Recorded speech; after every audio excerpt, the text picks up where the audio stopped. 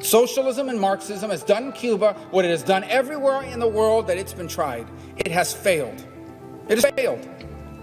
They gave up their freedom, or they were told, give up your freedom in exchange for a world-class healthcare system. It's not a world-class healthcare system. In fact, it's a healthcare system that does not even have the ability to deal with COVID at its very basic level. That says, give up your freedom for economic security. What economic security? People are hungry, homes are crumbling. There is no economy. There is no real economy in Cuba. Give up your freedom and you'll have an education, free education for everybody.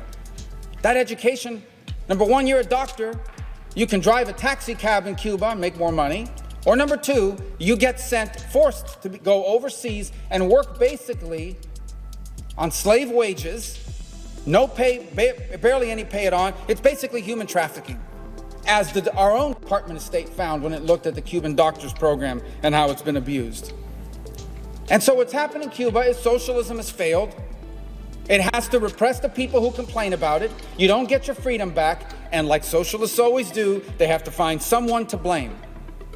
And who do they blame? Number one, they blame anybody in the country that doesn't agree with them. You're immediately a counter-revolutionary. You're immediately a pawn of the imperialists. And then, of course, they always blame the United States.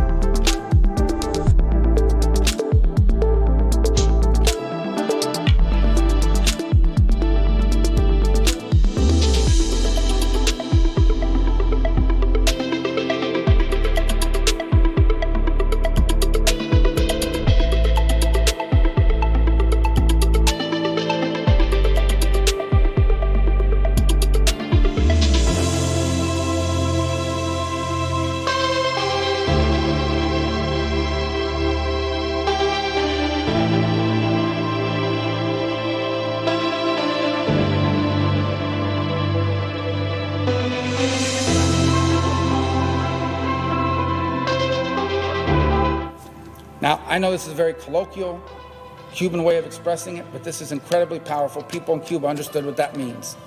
And that means that all this ideology, all this stuff they talk about, all these lies of the regime work out really well for them. People don't believe it anymore, and they're not afraid anymore.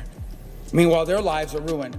Young people in Cuba, artists in Cuba, who realize that the only country on this planet where Cubans are not successful is Cuba.